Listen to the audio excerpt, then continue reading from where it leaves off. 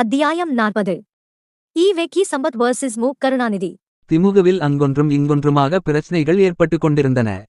குறிப்பாக ஈ.வே.கி. சம்பத்துக்கும் நெடுஞ்செழியன், கருணாநிதி உள்ளிட்டோருக்கும் இடையே அடிக்கடி கருத்து மோதல்கள் நடந்து கொண்டிருந்தன. நமது இயக்கத்தை விட்டு யாராவது பிரிந்து செல்கிறார்கள் என்றால் வருத்தம்தான். கூடுமானவரையில் கூடி வாழ்வதைத்தான் நான் விரும்புகிறேன். சுவரிலிருந்து சிறு ஆணி பெயர்க்கப்பட்டாலும் ஆபத்தில்லை என்றாலும் பார்க்க நன்றாக இராது என்று எண்ணுபவன். இந்த நோக்குடனேயே நான் சிலர் வெளியேற எண்ணிய போதெல்லாம் சமரசத்திற்காக முயன்றிருக்கிறேன் என்று எழுதியவர் அண்ணா. அவருடைய அன்புக்குரிய மனிதர் ஒருவரோ அந்த மோதலை ஊதிப்பெரிதாக்கும் வகையில் தலையங்கம் ஒன்றை வெளியிட்டார். தோழர் சம்பத் அவர்கட்கு என்ற தலைப்பில் மார்ச் 15, 1960 குயில் ஏட்டில் புரட்சி கவிஞர் பாரதிதாசன் எழுதிய தலையங்கம் அது. நான் ஒன்று சம்பத் அவர்கட்குச் சொல்ல ஆசைப்படுகின்றேன். சம்பத் அவர்களை நான் ஆற்றல் மிக்கவர் என்று எண்ணுவதாலும் திறமையுடையவர் என்று எண்ணுவதாலுமே அதைச் சொல்ல எண்ணினேன். சொல்லவொண்ணா எதிர்ப்பின் கீழ் பெரியார் அவர்கள் தம் சுயமரியாதை இயக்கத்தையும் திராவிடர் கழகத்தையும் இந்நிலையில் நன்னிலையில் கொண்டு வந்து சேர்த்துள்ளார். நல்ல கருத்துக்களை பல எதிர்ப்புகளிடையேயும் மக்கள் பின்பற்றும் நிலையில் வந்து சேர்த்துள்ளார். பெரியார் தம் இயக்கம் பற்றிய அளவில் செய்திருக்கும் பெரிய குற்றம் என்னவென்றால் இயக்கத்துக்காக பல லட்சக்கணக்கான பணத்தை சேர்த்துவிட்டதுதான். இதனால் என்ன ஆகிவிட்டது என்றால் அவரைச் சுற்றி கொண்டிருந்தவர்கள் எல்லாம் அவரை காலைவாரி அடித்துவிட்டு பணத்தை அடித்து கொண்டு போக வேண்டும் என்பதிலேயே நாட்டமுடையவர்களாகி திரிகின்றார்கள். இன்று பெரியாரின் நிலையை நோக்குவார் கண்ணீர் விடுவார் என்பதில் ஐயமில்லை. குருசாமி குத்தூசி பொதுச் செயலாளர், விடுதலைக்கு ஆசிரியர். அவர் அந்த 2 ஆயுதங்களையும் வைத்துக்கொண்டு செய்யும் வேலை என்ன தெரியுமா? அண்ணாதுரை வேலை செய்கின்றார். கிளைக்கழகங்கள் எல்லாவற்றிலும் பிரிவினையே ஏற்படுத்திவிட்டார். பெரியாரை கையால் ஆடவிட்டாமல் செய்துவிட வேண்டும் என்பது அவர் நோக்கம். காலி பசங்களை எல்லாம் கையில் பிடித்து கொண்டு இழிசெயல்கள் அனைத்தையும் செய்து வருகின்றார். இந்த நிலையில் சம்பத் அவர்கள் கண்ணீர் துளி கட்சியை உதறித் தள்ளிவிட்டு திராவிடர் கழகத்தை சேர்ந்து அதை காப்பாற்றி தர வேண்டும். தோழர் சம்பத் எம்.பி. அவர்கள் இன்று நாட்டுக்குச் செய்ய வேண்டிய இன்றியமையாத தொண்டு இதுதான். எண்ணித் துணிக. பாரதிதாசன் எழுதிய தலையங்கங்கள் திமுகவுக்குள் பலத்த விவாதங்களை கிளப்பின. பாரதிதாசனுக்கு உதவ வேண்டும் என்பதற்காக பெரியாருடைய எதிர்ப்பையும் மீறி நிதி வசூல் செய்து விழா ஏற்பாடு செய்து பொற்கிழி வழங்கியவர் அண்ணா. முக்கியமாக பெரியார் மணியம்மை திருமணம் தொடர்பாக திராவிடர் கழகத்துக்குள் கொந்தளிப்பு ஏற்பட்டபோது தனிக்கட்சி தொடங்க வேண்டும் என்று அண்ணாவை தூண்டியவர் பாரதிதாசன். ஆனால் இப்போதோ திமுகவை துண்டாட யோசனை சொல்லுகிறாரே என்ற கோபம் திமுக தலைவர்கள் பலருக்கும் எழுந்தது. ஆனாலும் எவரும் அதை வெளிப்படுத்தவில்லை. புரட்சி கவிஞர் என்று போற்றிய நாக்கால் அவருக்கு எதிர்ப்பேச்சு பேச அவர்கள் தயாராக இல்லை. உள்கட்சி குழப்பங்களால் கொஞ்சம் தடுமாறுவது போல தோற்றமளித்த திமுகவை உசுப்பேற்றும் வகையில் ஏப்ரல் 27, 1960 அன்று இந்திய குடியரசுத் தலைவரிடம் இருந்து வந்து சேர்ந்தது ஓர் அறிவிப்பு. அதன் சாரம் இதுதான்: இந்தி மொழி ஆட்சி மொழியாக வந்தே தீரும். அதற்கான ஏற்பாடுகளை செய்ய வேண்டும். இந்தி திணிப்பு மீண்டும் விஸ்வரூபம் எடுக்கிறது என்பதை திராவிடர் கழகமும் திராவிட முன்னேற்றக் கழகமும் புரிந்து கொண்டன. இந்தி என்னும் விஷ விருட்சத்தின் ஆணிவேரை கிள்ளி எறிய ஒரே வழிதான் இருக்கிறது. அது நாட்டு பிரிவினை. இந்திய யூனியன் வரைபடத்தில் தமிழ்நாடு தவிர்த்த மற்ற பகுதிகளுக்கு தீவைக்கும் போராட்டத்தை நடத்த வேண்டும் என்று பெரியார் அழைப்பு விடுத்தார். திமுகவும் களத்தில் இறங்க முடிவு செய்தது. ஜூன் 18, 1960 அன்று குமாரபாளையத்தில் கூடிய திமுக பொதுக்குழுவில் இந்தி திணிப்பு குறித்த முக்கிய தீர்மானங்கள் நிறைவேற்றப்பட்டன. 30 ஆகஸ்ட் 1960 க்குள் குடியரசுத் தலைவர் தனது உத்தரவை திரும்பப் பெற வேண்டும். இந்தி பேசாத மக்களை கலந்தாலோசிக்காமல் இந்தி பற்றி முடிவெடுப்பதில்லை என்று அறிவிக்க வேண்டும். தவறினால் மறுநாளில் இருந்து இந்தி ஆதிக்கத்தில் இருந்து தென்னகத்தை விடுவிக்கும் விடுதலை போர் தொடங்கப்படும் என்று அறிவிக்கப்பட்டது. தவிரவும் அந்த போராட்டத்தை நடத்த ஈ.வே.கி. சம்பத் தலைமையில் போராட்டக் குழு அமைக்கப்பட்டது. அந்த குழுவில் மு. கருணாநிதி, க. அன்பழகன், கே.ஏ. மதியழகன் உள்ளிட்ட பலரும் இடம்பெற்றிருந்தனர். திமுகவின் போராட்ட அறிவிப்பு முதலமைச்சர் காமராஜரின் கவனத்துக்குச் சென்றது. திமுகவினர் போராட்டம் நடத்தினால் அரசு கடும் நடவடிக்கைகளை எடுக்க வேண்டியிருக்கும் என்றார். முக்கியமாக துப்பாக்கி இருக்கிறது, அதில் தோட்டாவும் இருக்கிறது என்று காமராஜர் பேசியதாக அண்ணாவுக்கு செய்தி வந்தது. 1938 இல் மொழிப்போர் நடந்தபோது 3 இளைஞர்கள்தான் தியாகம் செய்தனர். தற்போது திமுகவில் 3300 கிளைகள் இருக்கின்றன. 3 லட்சம் தொண்டர்கள் இருக்கிறார்கள் என்று காமராஜருக்கு பதில் கொடுத்தார். அதன் அர்த்தம் வெளிப்படையானது. திமுக சார்பாக இந்தி எதிர்ப்பு மாநாடு ஒன்று சென்னை கோடம்பாக்கத்தில் 1 ஆகஸ்ட் 1960 அன்று கூடியது.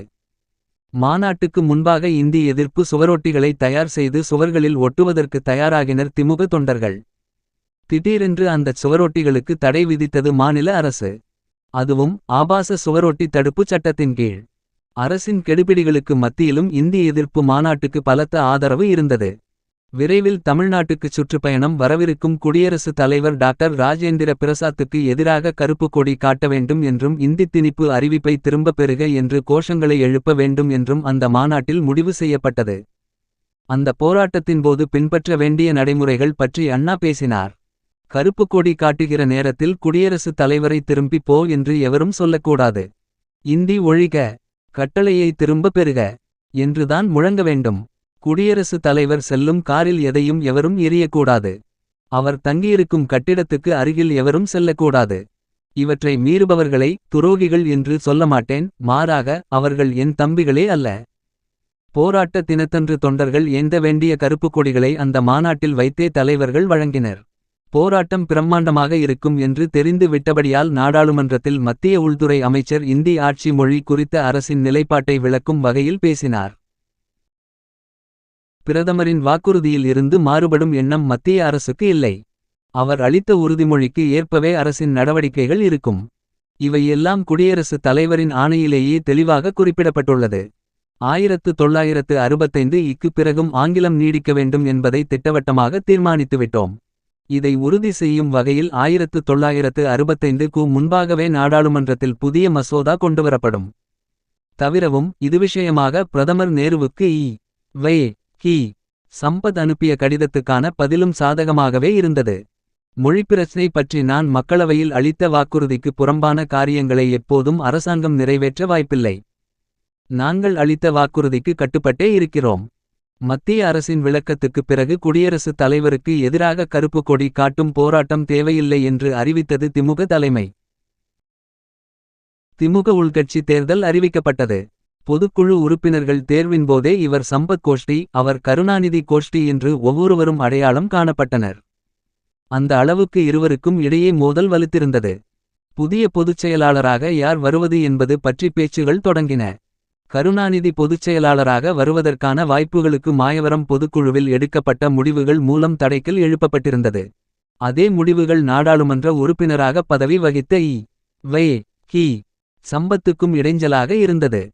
எல்லாவற்றையும் முன்கூட்டியே யோசித்து சம்பிரதாயமாக வைத்துக் கொள்ளலாம் என்று அண்ணா கூறியிருந்தார். முக்கிய தலைவர்களான வை. கி. சம்பத்தும் கருணாநிதியும் பொதுச் செயலாளர் பதவிக்கு போட்டியிட முடியாத நிலை ஏற்பட்டிருந்ததால் அவர்கள் சார்பாக கே. மதியழகன் மற்றும் பி. சிற்றரசு இருவரும் நிறுத்தப்பட்டனர். போட்டி ஆரோக்கியமானதுதான் என்றாலும் போட்டி நடந்த விதம் அண்ணாவுக்கு அதிருப்தியை வரவழைத்தது. இந்த போட்டி காலாகாலத்துக்கு கட்சியை கூறுபோட்டே வைத்திருக்கும். ஆகவே இந்த போட்டியை முளையிலேயே கிள்ளி எறிய வேண்டும் என்று நினைத்தார் அண்ணா. நானே பொதுச் செயலாளராக பணியாற்ற இருக்கிறேன். அண்ணா பொதுச் செயலாளர் ஆகிறார் என்றதும் மாயவரம் பொதுக்குழுவில் திருத்தப்பட்ட கட்சியின் சட்டத்திட்ட பிரிவை நீக்கிவிட முடிவு செய்யப்பட்டது. அதற்கு வை. கி. சம்பத் குழுவினரிடம் இருந்து எந்த எதிர்ப்பும் இல்லை. ஆம், அவர்களுடைய இலக்கு கருணாநிதியே தவிர அண்ணா அல்ல. போட்டி எதுவும் இல்லாமல் சட்டவிதிகளை மீறாமல் திமுக பொதுச் செயலாளராக மீண்டும் அண்ணா தேர்வு செய்யப்பட்டார். தவிரவும் வை. கி. சம்பத் கட்சியின் அவை தலைவராகவும் கருணாநிதி பொருளாளராகவும் ஒருமனதாக தேர்வு செய்யப்பட்டனர். இரா. நெடுஞ்செழியன் என். வி. நடராசன் க. அன்பழகன் கே. மதியழகன் பி. சிற்றரசு ஆகியோர் செயலாளர்களாக தேர்ந்தெடுக்கப்பட்டனர். கட்சி தேர்தலுக்கு முன்பே கிளம்பியிருந்த கோஷ்டிப்பூசல் தேர்தலுக்குப் பிறகு விரிவடையத் தொடங்கியது. அவைத்தலைவர் வை. கி. சம்பத் பல குற்றச்சாட்டுகளை திமுக மீதும் அதன் தலைவர்கள் மீதும் முன்வைத்தார். கட்சிக்குள் மிதவாதத்தன்மை புகுந்துவிட்டது. கழகத் தலைவர்கள் கலைத்துறையில் அதிகமான ஈடுபாடு கொள்கிறார்கள். முழுநேரத்தையும் கட்சி வளர்ச்சி பணிகளுக்கு பயன்படுத்துவது இல்லை. கட்சிக்குள் இருப்பவர்கள் கலைஞர் என்றும் கவிஞர் என்றும் பட்டங்களை போட்டுக்கொள்கிறார்கள். நடிகர்கள் கட்சிக்குள் பொறுப்பு வகிப்பது கட்சிக்கு அவப்பெயர்.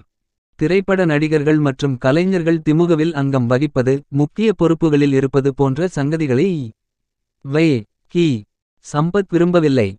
அதிலும் முக்கிய தலைவர்கள் மேடைகளில் பேசும்போது திடீரென மேடைக்கு வந்து கூட்டத்தினர் மத்தியில் சலசலப்பை ஏற்படுத்தும் காரியங்கள் தெரிந்தோ தெரியாமலோ நடந்து கொண்டிருந்தன. சென்னை மூர் மார்க்கெட் பகுதியில் நடந்த பொதுக்கூட்டம் ஒன்றில் வே. கி. சம்பத்துக்கே அப்படிப்பட்டதொரு நிலைமை ஏற்பட்டது. உபயம் நடிகர் ஜி. ஆரின் மேடைப்பிரவேசம். ஒருமுறை கவிஞர் கண்ணதாசனுக்கும் இதே போன்றதொரு நிலை ஏற்பட்டது. எல்லாமாகச் சேர்ந்துதான் சம்பத்தை ஆத்திரத்தில் தள்ளியிருந்தது. தவிரவும் சம்பத் முன்வைத்த குற்றச்சாட்டுகளில் பல அண்ணாவை நேரடியாக தாக்கும் வகையில் இருந்தன. அண்ணா திரைப்படங்களுக்கு வசனம் எழுதிக் கொண்டிருந்தார். அவருடைய பெயருக்கு முன்னால் அறிஞர் என்ற பட்டத்தை போட்டே திமுகவின் தொண்டர்கள் முதல் தலைவர்கள் வரை விழிப்பது வழக்கம். ஜி. ஆர் உள்ளிட்ட பல நடிகர்கள் அண்ணா மற்றும் கருணாநிதியின் ஆதரவுடனேயே திமுகவில் செயல்பட்டு கொண்டிருந்தனர். ஆகக்கூடி அண்ணாவை எதிர்ப்பது என்று வே. கி. சம்பத் முடிவு செய்திருப்பது கண்கூடாகத் தெரிந்தது. அண்ணா எப்படி எதிர்வினையாற்றப் போகிறார் என்பது கட்சிக்குள் பெருத்த எதிர்பார்ப்பை ஏற்படுத்தியிருந்தது. காரணம், சம்பத் மீதும் அவருடைய பேச்சு ஆற்றல் மீதும் அபரிமிதமான பாசமும் பற்றும் நம்பிக்கையும் கொண்டவர் அண்ணா. அந்தச் சமயத்தில்தான் திராவிட நாடு இதழில் எல்லோரும் இந்நாட்டு மன்னர் என்ற தலைப்பில் தொடர் கட்டுரை ஒன்றை அண்ணா எழுதினார். பெர்னார்ட் ஷா எழுதிய ஆப்பிள் கார்ட் என்ற கதையை தற்போதைய சூழலுக்கு ஏற்ப தன் பாணியில் எழுதினார் அண்ணா. அந்த கதையில் வரும் போனார்ஜிஸ் என்ற பாத்திரத்துக்கு அண்ணா சூட்டிய பெயர் புயலார். அந்த கதையில் வரும் மன்னரை புயலார் இளக்காரமாக நினைப்பது போலவும் மன்னரை அவமதிப்பது போலவும் தனக்கு மட்டுமே திறமை இருக்கிறது செல்வாக்கு இருக்கிறது என்ற மமதையுடன் திரிவது போலவும் எழுதியிருந்தார். இவை அனைத்துமே அண்ணா சம்பத் மோதலைத்தான் குறிப்பிடுகிறது என்றும் மன்னர் பாத்திரத்தில் அண்ணாவையும் புயலார் பாத்திரத்தில் சம்பத்தையும் பொருத்தி பார்த்து பேசத் தொடங்கினர் திமுகவினர். ஆணவமாக நடந்து அரசனை அவமதிக்க வேண்டும் என்று திட்டமிட்டு நடந்து கொண்டான் அமைச்சன். இரண்டொரு உண்மைகளை கூறியும் உச்சி குளிரும்படி சில புகழுரை பேசியும் தாக்க வந்த அமைச்சனை தழுதழுத்த குரலில் பேசுவோனாக்கிவிட்டான் மன்னன். மன்னன் மதிமிக்கவன். மன்னராட்சியுடன் இணைந்த மக்களாட்சியில் இடம்பெற்ற அமைச்சனோ மண்டை கணத்தை மட்டுமே நம்பிக்கிடந்தான். பிறகு என்று கேட்கிறாய் தம்பி, எனக்கு இந்த ராஜா வேலை வேண்டாம், விலகிவிடப் போகிறேன் என்று மன்னன் கூறுகிறான். இந்த அமைச்சர் மட்டுமல்ல, முதலமைச்சர் உள்பட அமைச்சர் அவையே கூடி மன்னனை மன்றாடி கேட்டுக்கொள்கிறது, மன்னா, மன்னனாகவே வீற்றிருக்க வேண்டுகிறோம் என்று. இதில் மன்னர் அண்ணா, அமைச்சர் வே. கி. சம்பத், குடி அரசு கோட்பாடும் கேடு களையப்பட்ட முடி அரசு முறையும் இணைந்ததோர் அமைப்பினை குடிக்கோனாட்சி முறை என்று கூறுவர். குடிக்கோனாட்சி முறையிலே அமைச்சர்களே அனைத்துக்கும் பொறுப்பாளர், மக்களே ஆட்சி மன்றத்தினரை தேர்ந்தெடுப்பர். அமைச்சர்கள் ஆட்சி மன்றம் மூலம் சட்டங்கள் இயற்றுவர், திட்டங்கள் தீட்டுவர், நாடு அவைதமை ஏற்கும். இந்த முழு உரிமை அமைச்சர்களுக்கு எனினும் ஏதேனும் ஒரு சட்டமோ திட்டமோ செயலோ முறையோ மக்களுக்கு ஊறு விளைவிக்கும் என்று ஏற்படின் மன்னன் அதனை தன் மறுப்பு மூலம் தடுத்து நிறுத்தலாம். நாட்டை நடத்திச் செல்ல அமைச்சர்கள் அவர்கள் நடத்திச் செல்வதிலே மன்னன் குறுக்கிடவோ அலுவலிலோ பங்கு பெறவோ கூடாது. ஆயினும் நடத்திச் செல்லப்படுவதை மக்கள் சார்பில் நாட்டின் சார்பிலே கூர்ந்து கவனித்த வண்ணம் இருந்து பேராபத்துக்கு நாட்டை இழுத்துச் செல்லும் நிலை ஏற்பட்டுவிடும் என்று தோன்றினால் தடுத்து நிறுத்திட மன்னனுக்கு அதிகாரம் உண்டு. மன்னர்கள் இந்த தடுத்து நிறுத்தும் அதிகாரத்தை பயன்படுத்துவதில்லை. அநேகமாக முன்பாவது ஒருவர் மன்னர், இன்று எல்லோரும் மன்னர்கள். எனவே எல்லோருக்குமே ஆட்சி நடத்தத்தக்க அறிவாற்றல் இருக்க வேண்டும். அதேபோது ஆணவம் இருத்தல் ஆகாது, திறம் இருக்க வேண்டும், தலைக்கணம் இருத்தல் ஆகாது. எல்லோரும் இந்நாட்டு மன்னர் என்ற தலைப்பில் எழுதப்பட்ட கடிதத் தொடரில் அண்ணா எழுதிய நெல்லிக்காய் மூட்டை கதை திமுகவுக்குள் பலத்த சர்ச்சைகளை கிளப்பியது. குறிப்பாக அந்த புயலார் பாத்திரம். அண்ணா பேசிய பொடிவைத்த பேச்சுகளும் பிரயோகம் செய்த குத்தல் வார்த்தைகளும் சம்பத்தை நேரடியாக தாக்கின. மறைமுகத் தாக்குதல் என்றாலும் கூட அண்ணாவுக்கு நேரடியாக பதிலளிக்க விரும்பினார் வே. கி. சம்பத். உதவி செய்ய முன்வந்தார் சம்பத்தின் ஆதரவாளரான கவிஞர் கண்ணதாசன். அவர் நடத்தி வந்த தென்றல் பத்திரிகையில் வே. கி. சம்பத் எழுதிய பதில் கட்டுரை வெளியானது. அதன் தலைப்பு அண்ணாவின் மன்னன். சம்பத் தன்னுடைய கட்டுரையில் அண்ணாவை நேரடியாகவே கேலி செய்திருந்தார். அந்த கட்டுரை திமுகவுக்குள் பலத்த கொந்தளிப்பை ஏற்படுத்தியது. திமுகவில் புகைச்சல் தொடங்கியிருப்பதாகவும் விரைவில் கட்சி உடையப் போகிறது என்றும் சில பத்திரிகைகள் செய்திகள் வெளியிட்டுக் கொண்டிருந்தன.